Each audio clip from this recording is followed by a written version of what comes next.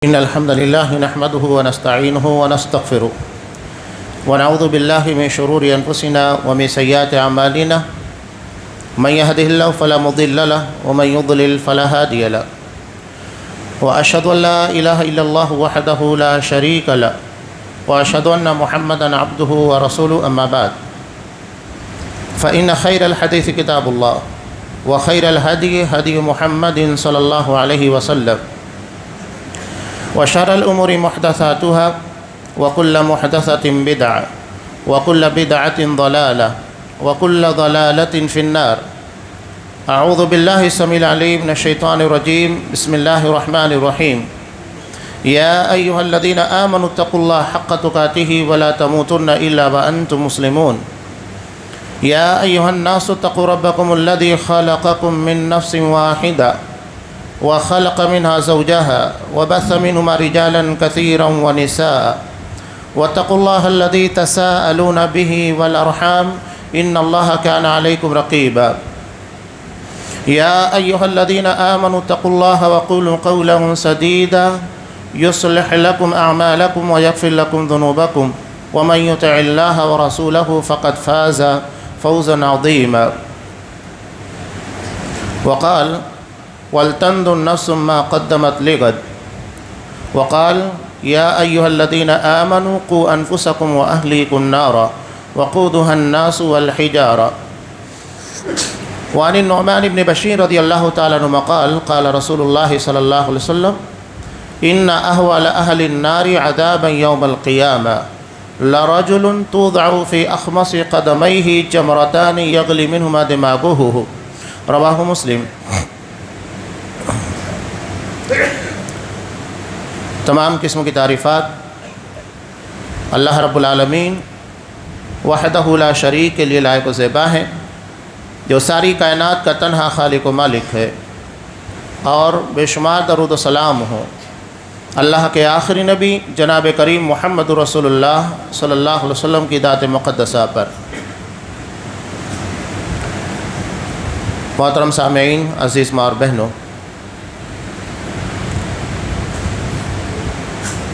اللہ کا ارشاد ہے وَمَا تَدْرِي نَفْسٌ بِأَيِّ أَرْضٍ تَمُوتُ۔ کسی نفس کو اس بات کا پتہ نہیں کہ کس جگہ اس کی موت واقع ہوگی، لیکن یہ بات تو ہر کوئی جانتا ہے کہ اس کی موت واقع ہوگی کسی نہ کسی دن جو تقدیر میں لکھی ہے۔ قرآن مجید نے دوسری جگہ کہا وَلْتَنْظُرْ نَفْسٌ مَا قَدَّمَتْ لِغَدٍ۔ ہر نفس اس بارے میں غور کرے کہ اس نے غد آنے والے کل کے لیے کیا تیاری کی ہے۔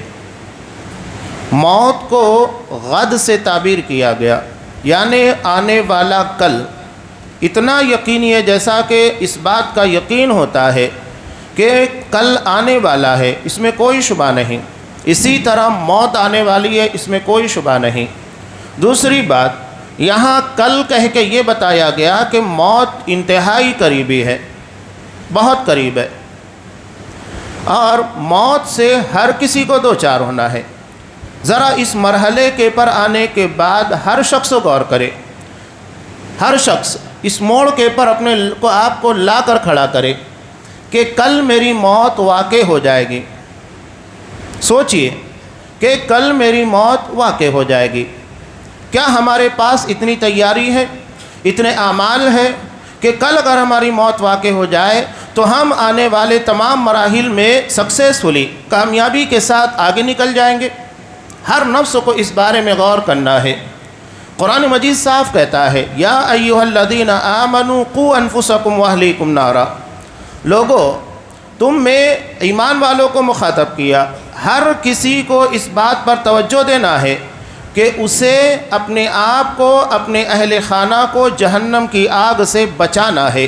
یہ ذمہ داری ہے، یہ ہمارا کوئی ایسا میٹر نہیں ہے کہ اگر ایک بندہ اگر کام کر لے تو چلو پورے گھر والوں کا کام نکل جائے۔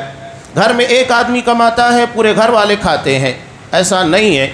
نہ یہ کوئی موروثی کاروبار ہے کہ ٹھیک ہے باپ دادوں نے دے دیا ہے، اس کے پر ہماری زندگی کا گزر بسر ہو رہا ہے۔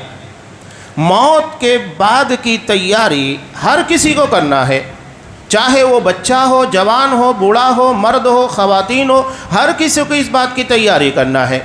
یہ سوچنا ہے کہ کل میری موت واقع ہو جائے تو میں کیا اس اعمال کے ساتھ زندگی جی رہا ہوں، یا میرے پاس اعمال کا اتنا خزانہ ہے کہ کل میں اپنے آپ کو اللہ کی بارگاہ میں کھڑا ہونے کے بعد حساب و کتاب کے لیے تیار کر سکوں گا۔ یہ ہر کسی کو سوچنا ہے، ہر کسی کو اپنے آپ کو، اپنے اہل خانہ کو جہنم کی آگ سے بچانا ہے۔ یہ اصل سوال ہے۔ آج اس اصل سوال کو ہٹا کر انسان کو دنیاوی زندگی کے بارے میں اتنا الجھا دیا گیا اور زندگی کے معاملات کو اتنا بڑا بنا کر پیش کر دیا گیا کہ اصل مدعا ہماری زندگی کا وہی ہے، جبکہ اصل مدعا یہ ہے کہ کیا ہم نے اپنے آپ کو اس قدر تیار کیا ہے کہ آنے والی زندگی جو موت کے بعد آئے گی اس کے لیے ہم تیار کر سکے ہیں۔ ہمارے اعمال اتنے ہیں، ہر کسی کو سوچنا ہے۔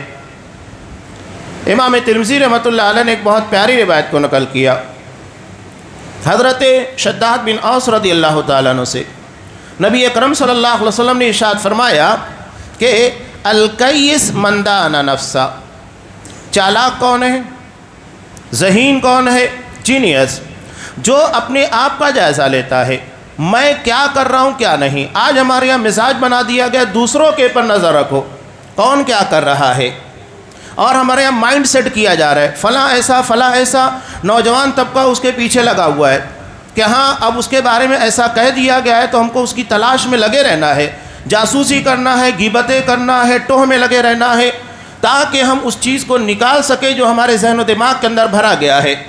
یہ مکمل طریقے سے ذہن سازی چالو ہے۔ ہر کوئی اپنا جائزہ لے۔ الکیس من دان نفسہ، چالاک وہ ہے جو اپنا جائزہ لیتا ہے۔ لیکن ہمارے یہاں چالاک کون اپنے آپ کو سمجھ رہا ہے؟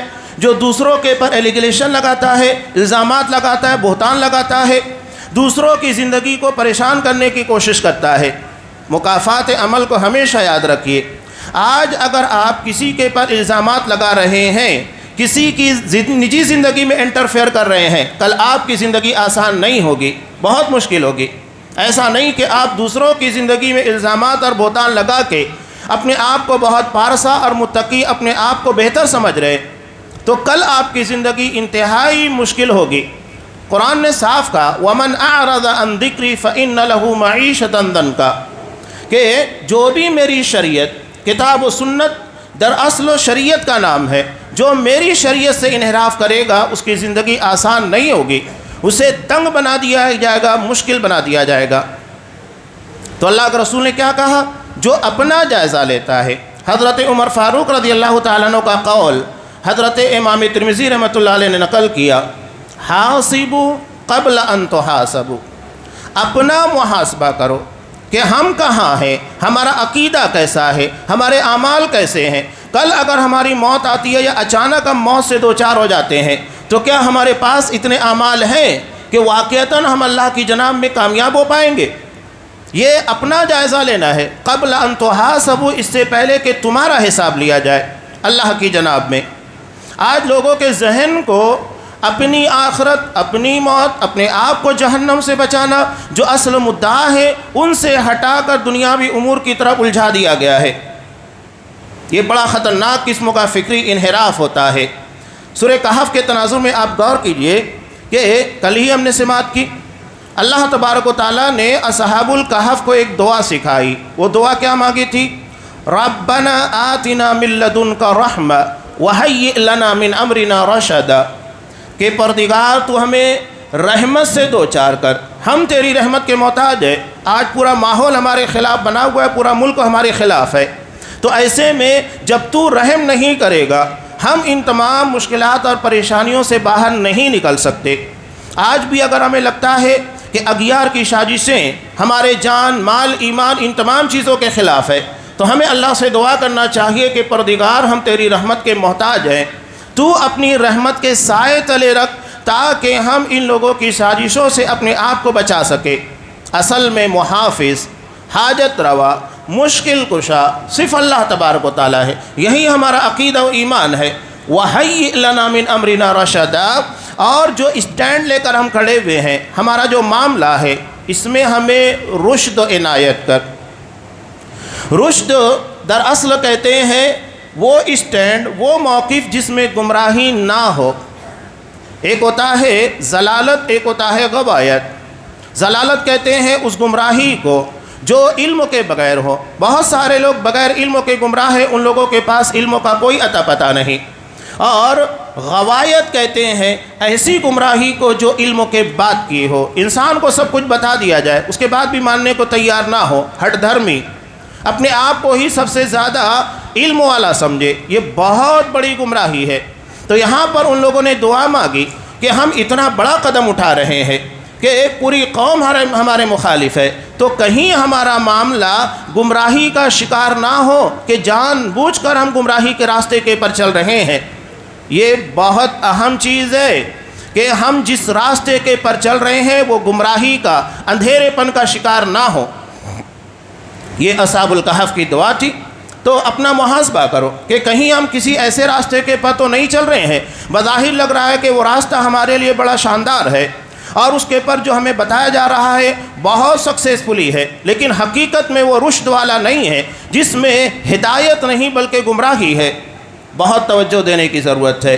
تو چالاک کون ہے؟ الکیس من دان نفسہ وعمل لما بعد الموت، اور مرنے کے بعد کی تیاری کرے۔ یہ چالاک لوگوں کی پہچان ہے کہ جو اپنا جائزہ لے، اپنے اعمال کے بارے میں فکر مند ہو اور اس کے بعد مرنے کے بعد کی تیاری کرے۔ یہ اس کا نتیجہ ہے کہ انسان جب اپنا جائزہ لے گا تو مرنے کے بعد کی تیاری کرے گا کہ میں اتنے اعمال کا ذخیرہ کر سکوں، میرے عقیدے کی اصلاح کر سکوں، اپنے اعمال کو درست کر سکوں کہ کل اللہ کی بارگاہ میں اچانک بھی مجھ کو پیش کیا جائے تو میں اس حالت میں رہوں کہ وہاں مجھے امید ہو کہ میں کامیاب ہو سکوں۔ اور عاجز کون ہے؟ عاجز کہتے ہیں نکما، یعنی عمل کی توفیق سے محروم۔ یہ کون ہوتا ہے؟ من اتبع نفسہ ہواہا، جو اپنے نفس کو خواہشات کے پیچھے لگا دیتا ہے، جو اس کے دماغ کے اندر آ رہا ہے، جو اس کے جی کے اندر آ رہا ہے، بس اس کو فالو کرنا ہے۔ اب نہ اسے علم کی ضرورت ہے، نہ قرآن و حدیث کی، نہ علماء کی، کسی کی ضرورت نہیں، بلکہ جو میرا نفس و میرا جی کہہ رہا ہے وہ میرے لیے سب سے زیادہ اہمیت رکھتا ہے۔ دلائل پیش کیے جائے تو اس کے پر وہ کمنٹ کرے کہ نہیں میں اس کا جواب دوں گا، اپنے آپ کو علماء سے بڑا سمجھنے کی کوشش کرے، قرآن و حدیث سے زیادہ آگے نکلنے کی کوشش کرے۔ والعاجز من اتبع نفسہ ہواہا وتمنى علی اللہ، اور اللہ سے بڑی بڑی امیدیں وابستہ کرے۔ یہ ہے آج ہمارے لوگ کیا سمجھتے ہیں، کوئی مسئلہ نہیں، اللہ بڑا بخشنے والا، بڑا رحم کرنے والا۔ اب اس بنیاد کے پر کیا کرتے ہیں، ارے جو کرے سب چلے گا، لیکن اللہ تبارک و تعالیٰ غفار ہے، ستار ہے، غفور ہے، رحیم ہے، رحمان ہے، تو جبار بھی ہے، قہار بھی ہے۔ یہ دنیا میں جو عذاب آتے ہیں، اللہ کی گرفت آتی ہے، اس کی جباریت، اس کی قہاریت ہے۔ یہ نہیں کہ صرف اللہ کی مغفرت و رحمت کی امید اور اس کے عذاب سے بے خوف ہو جائے۔ قرآن مجید نے اہل ایمان کے بارے میں کیا کہا؟ یدعون ربہم خوفا وطمعا، وہ اپنے رب کو خوف اور امید کے ساتھ پکارتے ہیں۔ ایسا نہیں ہے کہ آپ کی امید کا پہلو غالب آ جائے، ایسا نہیں ہے کہ آپ کے خوف کا پہلو غالب آ جائے، بلکہ یہ دونوں چیزیں ہمارے عقیدے میں شامل ہونا چاہیے۔ یوں سمجھ لیجئے کہ جیسا کہ ایک پرندہ اپنے دونوں بازوؤں کے بیلنسنگ کے ساتھ پرواز کرتا ہے، اسی طرح خوف اور امید ہمارے عقیدے میں شامل ہونا چاہیے۔ کوئی ایک چیز گھٹے بڑھے نہ، بلکہ دونوں بیلنس میں رہے، تاکہ اس کی بنیاد کے پر ہم اللہ تبارک و تعالیٰ میں جیسا عقیدہ ہونا چاہیے ویسا عقیدہ رکھ سکے۔ تو یہ ہے مرنے کے بعد۔ اب مرنے کے بعد کے جو مراحل ہے جس سے ہر کسی کو دوچار ہونا ہے، ہر کسی کے پاس ملک الموت آنے والا ہے روح کو قبض کرنے کے لیے۔ حضرت صاحب بن یزید رضی اللہ تعالیٰ عنہ کی ابو داؤد کی طویل روایت، اللہ کے رسول صلی اللہ علیہ وسلم جب ایک میت کو قبرستان لے کر گئے، قبرستان لے جانے کے بعد ابھی تدفین کے لیے کچھ وقت باقی تھا، تب آپ زمین کے پر ایک لکڑی سے زمین کو کرید رہے تھے۔ اصحاب کرام آپ کے آس پاس بیٹھے ہوئے ہیں، اور اس حالت میں صحابہ کہتے کأن علی رؤوسنا الطیر، گویا کہ ہمارے سروں کے پر پرندے بیٹھے ہوئے ہیں، اگر ذرا سا ہلیں گے پرندہ اڑ جائے گا۔ یعنی خاموشی کی یہ کیفیت تھی، ہم ذرا نہ زبان سے بات نکال رہے ہیں، نہ ہماری باڈی حرکت کر رہی ہے۔ یہ عالم تھا اصحاب کرام کا قبرستان پہنچنے کے بعد۔ انہیں پتہ ہے کہ ہماری زندگی کا آخری مرحلہ اور برزخی زندگی کا آغاز اسی جگہ سے ہوتا ہے۔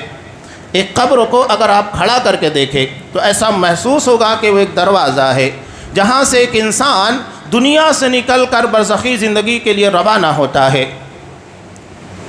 دنیا میں بھی اگر کوئی شخص ہمارے یہاں پر آتا ہے، ہم اسے سی آف کرنے کے لیے جاتے، رخصت کرنے کے لیے جاتے، 2-4 جو بھی لوگ ہو، تو ایسے ہی آخرت کے لیے ہم ایک مرنے والے شخص کو رخصت کرنے جاتے ہیں تاکہ وہ اپنی آنے والی زندگی کے لیے ہم سے جدا ہو جائے۔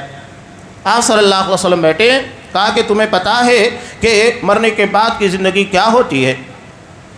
یہ تمام چیزیں غیبیات ہے، جو نبی نے بتا دیا اس کو ماننا ہے۔ یہ نہیں کہ ہماری عقل میں نہیں آتی۔ منکرین حدیث کہتے ہیں ہم نے تو قبر کھود کر دیکھا، نہ تو ہمیں جنت کبھی قبر و جنت کی کیاریوں میں سے کیاری نظر آئی، نہ وہ کشادہ نظر آئی، نہ ہمیں عذاب کی کوئی کیفیت دکھائی دی۔ یہ ہے ان لوگوں کے یہاں عقلیات۔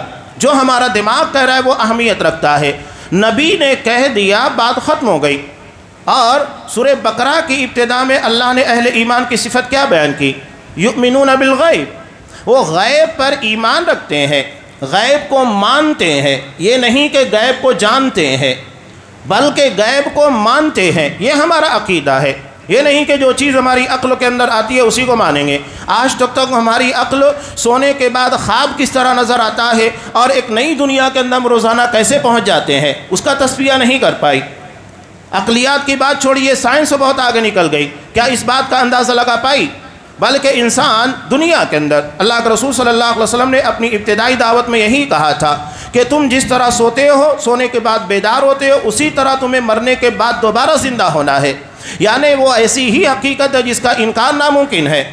دنیا میں بھی 2 لوگ ہمارے سامنے سوئے ہوئے ہیں۔ ایک آدمی خواب کی حالت میں ہے، وہ لگتا ہے کہ کسی اچھی جگہ کے پر انجوائے کر رہا ہے، بہترین چیزوں کا مزہ لے رہا ہے۔ اس کے بالمقابل ایک شخص بازو میں سویا ہے، وہ خواب میں دیکھ رہا ہے کہ کوئی اس کو مار رہا ہے، پیٹ رہا ہے، سزائیں دے رہا ہے۔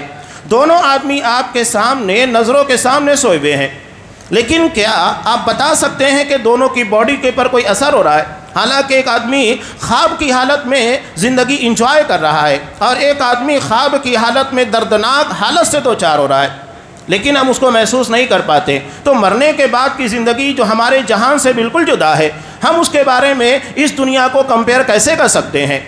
صرف ایمان رکھنا، یقین رکھنا، یہی ایک مومن کا کام ہے۔ اسے اپنی عقلیات کے پر تولنا نہیں، بلکہ جو نبی نے کہہ دیا اس کے پر ایمان اور یقین رکھنا ہے۔ چنانچہ صلی اللہ علیہ وسلم نے کہا کہ موت کے وقت فرشتہ آتا ہے، اگر وہ مومن ہے تو اس کی روح کو ایسے ہی نکالا جاتا ہے جیسا کہ سراہی کو جھکا دینے کے بعد اس میں پانی کتنی آسانی کے ساتھ نکلتا ہے، مومن کی روح اسی طرح نکلتی ہے۔ ایک دوسری جگہ مثال دیتے ہوئے آپ صلی اللہ علیہ وسلم نے کہا جیسا کہ گوندے ہوئے آٹے میں سے بال کو نکالا جاتا ہے، اس قدر آسانی کے ساتھ اس کی روح کو قبض کرتے ہیں اور اسے ایک ریشمی لباس کے اندر رکھتے ہیں، آسمان کی طرف اس کو چڑھایا جاتا ہے، اور آسمان کے پر پہنچنے کے بعد فرشتہ کہتا ہے کہ کس کی روح ہے؟ تو دنیا میں جو اس کا بہترین نام تھا اسی نام کے ساتھ اس کا تعارف کرایا جاتا ہے، آسمان کے دروازے کھول دیے جاتے ہیں، اور اس کے بعد اللہ تبارک و تعالیٰ کے سامنے اس کو پیش کیا جاتا ہے۔ وہ نیک ہوتا ہے، اہل ایمان میں سے ہوتا ہے، چنانچہ اسے دوبارہ ملک الموت کی طرف بھیج دیا جاتا ہے اور منکر نکیر قبروں کی زندگی میں آ کر اسے سوال کرتے ہیں۔ کئی الگ الگ روایات۔ آدمی اگر نماز کا پابند ہوتا ہے، نماز کی فکر کرنے والا، تو قبروں کی زندگی میں ایسا ماحول ہوتا ہے کہ بس عصر کی نماز کا وقت ہے، فرشتے جب اس کو بیدار کرتے ہیں تو وہ فوراً کہتا ہے کہ آپ لوگ تھوڑا رک جائیے، نماز عصر کا وقت ہو چکا ہے، میں نماز پڑھ لیتا ہوں۔ یعنی اسے اس بات کا احساس نہیں ہوتا ہے کہ میں مر چکا ہوں، میں ایک نئی زندگی میں داخل ہو چکا ہوں۔ اس ماحول کو دیکھنے کے بعد اسے لگتا ہے کہ میں سو کر اٹھا ہوں اور نماز کا وقت ہو چکا ہے، مجھے نماز پڑھنا ہے۔ تب فرشتے اسے اطلاع دیتے ہیں کہ تم قبروں کی زندگی میں آ چکے ہو، اب یہاں پر تمہیں سوالات کے جوابات دینا ہے۔ تب اسے احساس ہوتا ہے کہ میں ایک نئی دنیا کے اندر داخل ہو چکا ہوں۔ چنانچہ اس سے سوال ہوتا ہے من ربک، تیرا رب کون؟ ما دینک، تیرا دین کیا ہے؟ من نبیک، تیرا نبی کون؟ یہ 3 سوال آئے اور اسی کو عقیدے کی زبان میں اصول ثلاثہ کہا جاتا ہے۔ 3 اہم بنیادی سوالات، اور ان 3 سوالوں کے جوابات ہر کسی کو دینا ہے۔ اور یہ ایسا نہیں ہے کہ ہم نے سن لیا کہ ہاں من ربک کا مطلب کیا ہوتا ہے، اس کا جواب کیا ہے، ما دینک تیرا دین کیا ہے، اس کا جواب کیا ہے، اور من نبیک تیرا نبی کون، اس کا سوال کیا ہے، اس کا جواب کیا ہے۔ یہ اسی وقت ممکن ہوگا جب انسان اس عقیدے کے مطابق جیا جو اس کے اندر بتایا گیا ہے، ورنہ ممکن نہیں ہے کہ آپ ان تمام چیزوں کو بچپن سے لے کر بڑھاپے تک پڑھتے رہیں لیکن عقیدہ اس کے مطابق نہیں رہا، نہ رب کی ربوبیت کے پر ویسا ایمان، نہ دین کو اس طرح فالو کرنا جس طرح اللہ کے رسول صلی اللہ علیہ وسلم نے صحابہ کے ذریعے دیا، اور نہ ہی نبی کریم صلی اللہ علیہ وسلم کے پر ویسا ایمان و یقین اور آپ کی بتائی ہوئی زندگی اور شریعت کے مطابق اپنے آپ کو گزارنا۔ اگر یہ چیزیں نہیں ہیں تو آپ جواب نہیں دے پائیں گے، بالکل کلیئر ہے۔ منافقین نبی کریم صلی اللہ علیہ وسلم کے ساتھ اپنی پوری زندگی گزارنے کے بعد جواب نہیں دے پائیں گے، جیسا کہ خود اسی روایت کے اندر ہے۔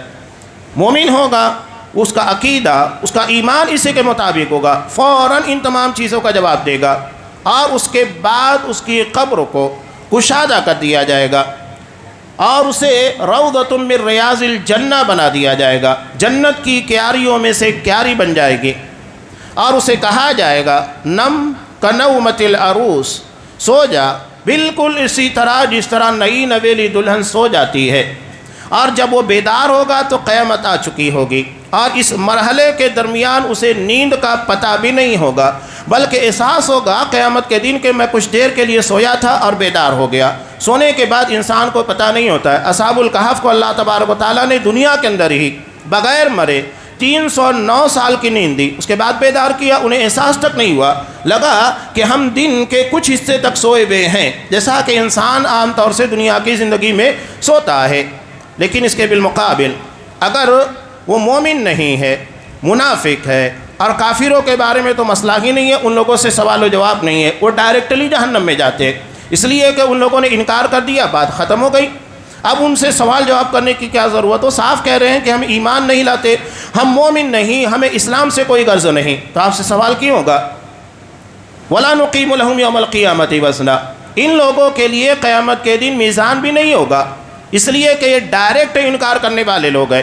لیکن منافق، اس کے بارے میں اللہ کے رسول صلی اللہ علیہ وسلم نے کہا روح تو ہر کسی کی قبض ہوگی، چاہے وہ کافر ہو، مشرک ہو، منافق ہو، مومن ہو، لیکن اہل ایمان کے بالمقابل اگر کسی روح کو قبض کیا جاتا ہے تو ایسے ہی جیسا کہ وہ جسم کے سارے حصوں میں بھاگتی ہے، فرشتے اسے نکالتے ہیں، وہ جسم کے الگ الگ حصوں میں دوڑتی ہے تاکہ اپنے جسم کو نہ چھوڑ سکے، اور اسے اس بات کا احساس بھی ہوتا ہے کہ مرنے کے بعد کی زندگی میرے لیے کتنی مشکل بننے والی ہے۔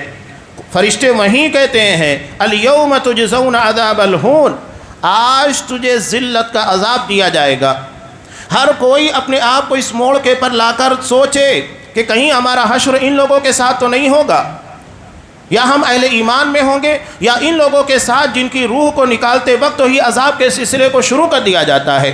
اور جب اس کو لے جا کر پیش کیا جاتا ہے، اللہ کے رسول صلی اللہ علیہ وسلم نے کہا کہ روح کے نکالے جانے کا عالم یہ ہوتا ہے جب وہ جسم میں بھاگتی ہے تو ایسے ہی فرشتے اس کو نکالتے ہیں جیسا کہ کاٹن کے کپڑے کو خار دھار جھاڑی کے پر ڈال دیا جائے، اس کے بعد جب آپ کھینچیں گے تو کیا حالت ہوگی، بڑی مشکلوں کے ساتھ نکلے گا۔ ایسے ہی اس کی روح اپنا جسم چھوڑتی ہے، اور اس کے بعد فرشتے اسے بدبودار ٹاٹ میں لپیٹ کر آسمان کی طرف لے کر جاتے ہیں۔ آسمان کے دروازے اس کے لیے کھولے نہیں جاتے، اسی کو اللہ نے سورہ اعراف کے اندر بیان کیا، وَلَا تُفَتَّحُ لَهُمْ أَبْوَابُ السَّمَاءِ، ان لوگوں کے لیے آسمان کے دروازے نہیں کھولے جاتے، اور اسی جگہ سے ان لوگوں کو سجین میں یعنی جیل خانے کے اندر چھوڑ دیا جاتا ہے۔ ملک الموت آتے ہیں، سوال و جواب ہوتا ہے من ربک، تیرا رب کون؟ وہ کہتا ہا لا ادری، مجھے نہیں پتا، میں نے لوگوں کو کہتے ہوئے سنا لیکن مجھے اس کے بارے میں کوئی علم نہیں۔ جب آپ عقیدے کا علم حاصل کریں گے، رب کی ربوبیت کا، دین کی بنیادی تعلیمات کا، دین کے ایک ایک احکامات کا، تبھی تو آپ جواب دے پائیں گے، ورنہ کیا ممکن ہے کہ آپ کس سے جب سوال کیا جائے کہ ما دینک، تیرا دین کیا ہے، تو جواب دے پائیں گے؟ من نبی، تیرا نبی کون؟ جب آپ کو نبی کے بارے میں علم نہیں، نبی کی سیرت، نبی کے اسوہ کا، نبی کی اطاعت و فرمانبرداری، نبی کی سنتوں کا، آپ جواب دے پائیں گے؟ کوئی جواب نہیں دے سکتا ہے۔ تو اس کے لیے یہ تمام علوم کا حاصل کرنا جو اصول ثلاثہ کی بنیاد کہلاتے ہیں بہت ضروری ہوتا ہے، تاکہ ہر شخص جو اس موڑ سے گزرنے والا ہے اس کا جواب دے سکے۔ اور پھر معاملہ یہ ہوتا ہے، قبر اتنی تنگ کر دی جاتی ہے کہ اس کی پھسلی اس جانب، ادھر کی پھسلی اس جانب آتی ہے، دبوچ کر رکھ دیا جاتا ہے اور اسی جگہ عذاب کا سلسلہ شروع ہو جاتا ہے۔ یہ ایک مرحلہ ہوا۔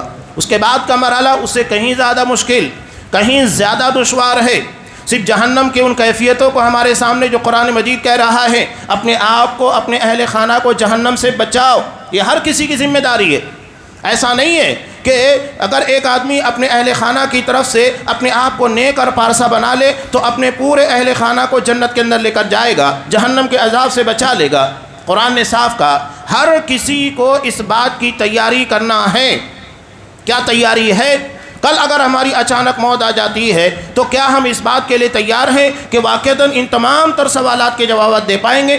کیا ہمارے اعمال، ہمارے عقیدے، ہمارے کردار، یہ تمام چیزیں اتنی درست اور پرفیکٹ ہے کہ آسانی کے ساتھ برزخی زندگی اور آنے والے قیامت کی زندگی کو پار کر پائیں گے؟ قرآن کہہ رہا ہے وَلْتَنْظُرْ نَفْسٌ مَا قَدَّمَتْ لِغَدٍ، ہر نفس کو اس کے بارے میں سوچنا ہے کل کے لیے اس نے کیا تیاری کی ہے۔ کیا ہمارے نوجوانوں کو، بوڑھوں کو، عورتوں کو، بچوں کو اس بات کی فکر ہے جو قرآن کہہ رہا ہے؟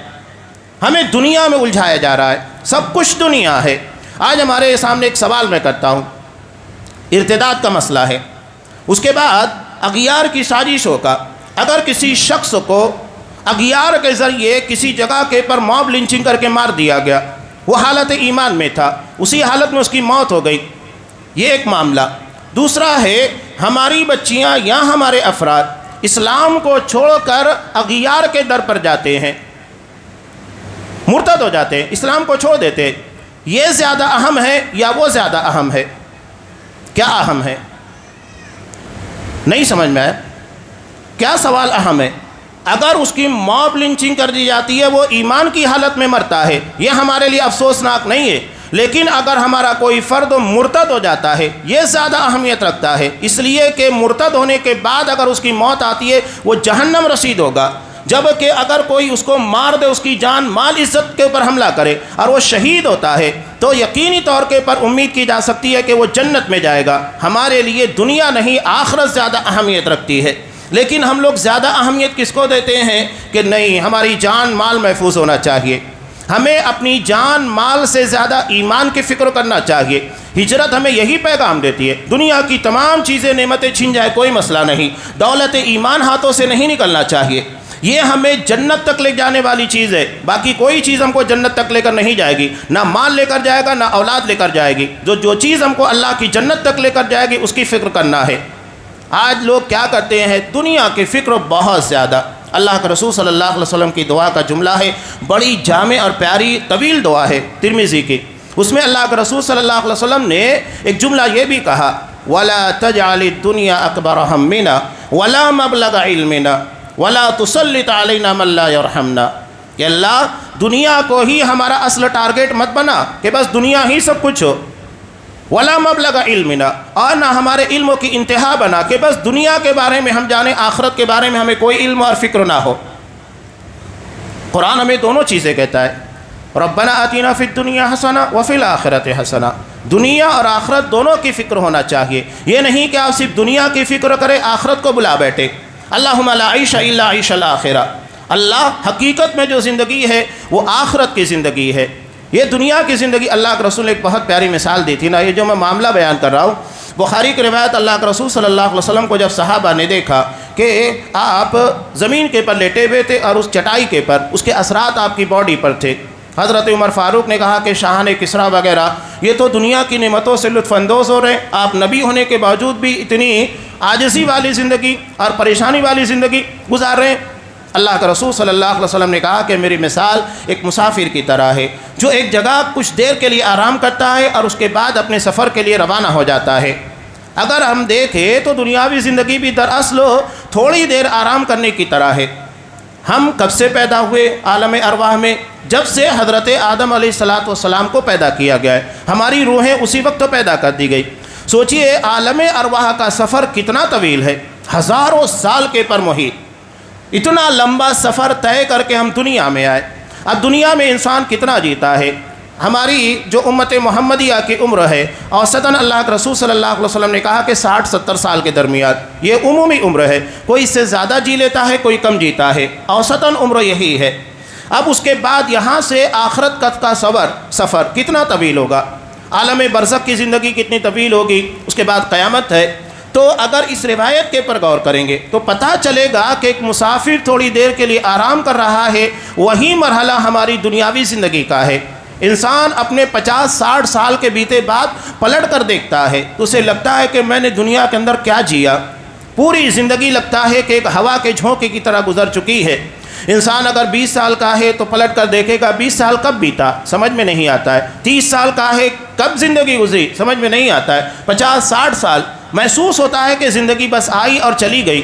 یہی ہے کہ ایک مسافر کی طرح تھوڑی دیر کے لیے آرام کیا، اس کے بعد چلا گیا، یہ دنیاوی زندگی۔ اسی لیے اللہ کے رسول صلی اللہ علیہ وسلم جب مسجد نبی کو تعمیر کر رہے تھے اس وقت بھی خندق کھودی جا رہی تھی دشمنوں سے حفاظت کے لیے، اس وقت بھی یہی جملہ کہہ رہے تھے، اللہم لا عیش الا عیش الآخرہ، کہ اللہ حقیقت میں جو زندگی ہے وہ آخرت کی ہے، وہ کبھی نہ فنا ہونے والی، کبھی نہ ختم ہونے والی زندگی ہے، اور اسی کے لیے دراصل ہم کو تیاری کرنا ہے۔ جہنم، اس کے بارے میں چند باتیں میں بتا کر اپنی بات کو مکمل کر دیتا ہوں کہ قرآن کہہ رہا ہے کہ اسے اپنے آپ کو، اپنے اہل خانہ کو بچانا ہے، یہ ہر کسی کی ذمہ داری۔ اور اصل کامیاب کون ہے؟ فمن زحزح عن النار وادخل الجنۃ فقد فاز، حقیقی کامیابی یہ ہے کہ جسے جہنم سے بچا لیا جائے اور اس کے بعد اس کو جنت میں داخل کیا جائے۔ اس لیے کہ ہر کسی کو پل صراط پار کرنا ہے، وَإِن مِّنكُمْ إِلَّا وَارِدُهَا كَانَ عَلَىٰ رَبِّكَ حَتْمًا مَّقْضِيًّا، ہر کسی کو اس کے پر سے گزرنا ہے، کیا مرد، کیا بوڑھے، کیا عورتیں، کیا جوان، کیا بچے، تمام لوگوں کو اس پل صراط سے گزرنا ہوگا۔ ہم میں کا ہر شخص اس کے پر سے گزرنے والا ہے۔ کیا ہمارے پاس اتنی تیاری ہے کہ ہم اس پل کو کراس کر پائیں گے جو جہنم کے پر بنایا جائے، جو تلوار سے کہیں زیادہ تیز ہوگا، بال سے کہیں زیادہ باریک ہوگا؟ ہر کسی کو اس کے پر سے گزرنا ہے۔ کیا ہمارے پاس اس کی تیاری ہے کہ ہم اس کو پار کر سکیں گے؟ اور وہ بھی انتہائی طویل جہنم۔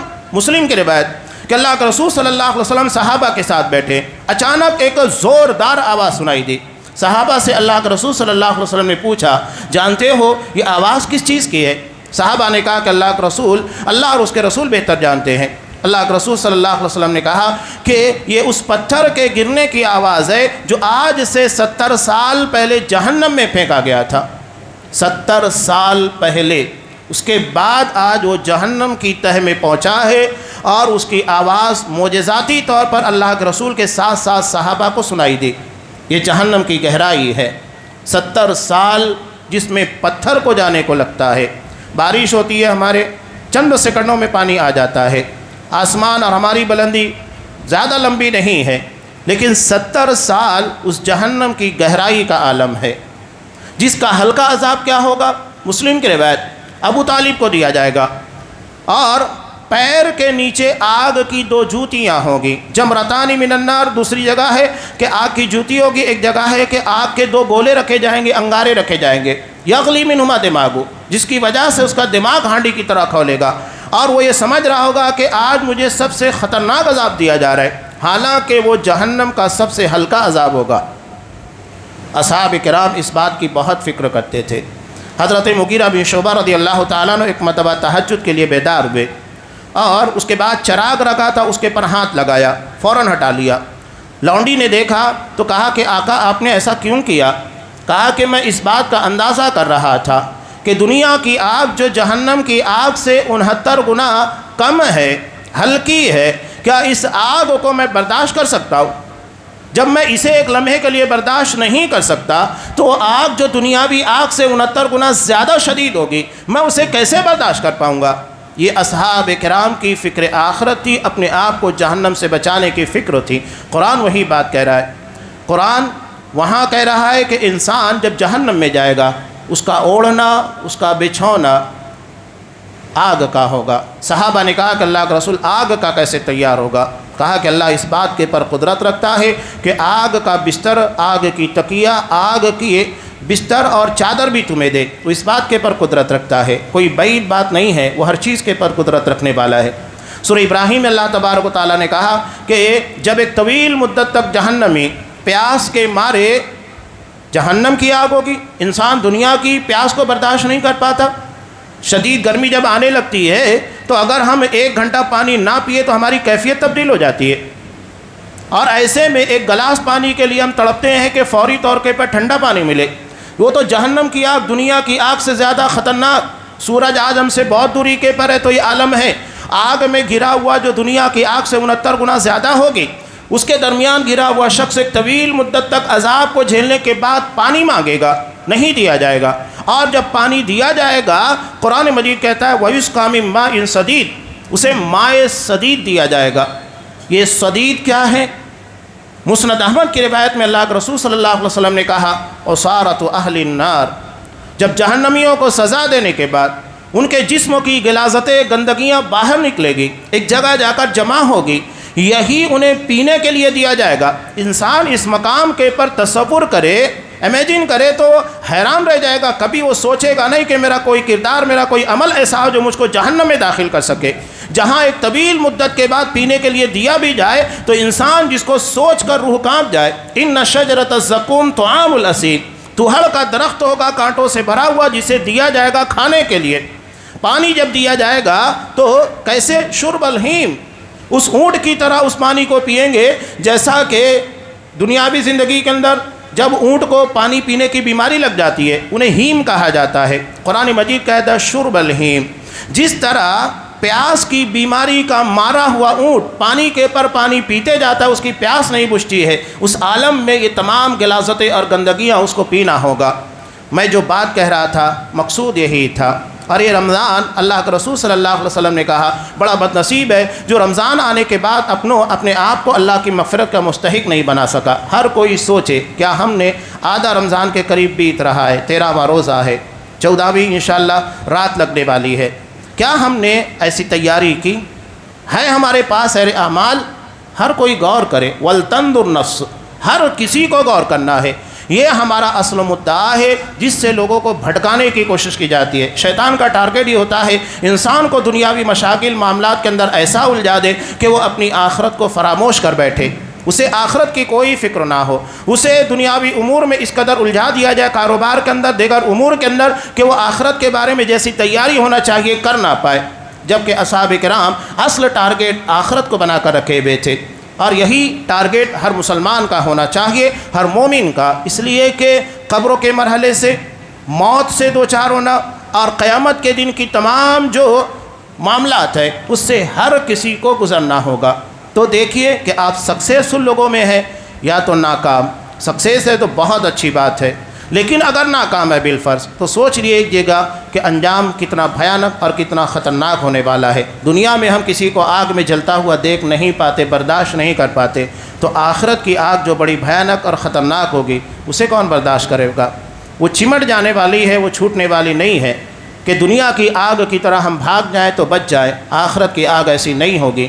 اللہ تبارک و تعالیٰ اس بارے میں ہمیں فکر مند ہونے کی توفیق دے. ایسے اعمال، ایسے عقائد، ایمان، وہ تمام چیزیں جو آخرت کے مراحل میں ہمیں کام آنے والی ہے، ان تمام نعمتوں سے بہرہ کرے اور ایسی تیاری کی توفیق دے کہ اچانک یا کل بھی موت واقع ہو تو ہمارے پاس اعمال اور ایمان کا ایسا ذخیرہ ہو جو آخرت کے مراحل کو ہمارے لیے آسان کر سکے. آمین. بارک اللہ لنا ولکم فی القرآن العظیم ونفعنی وإیاکم بالآیات والذکر الحکیم.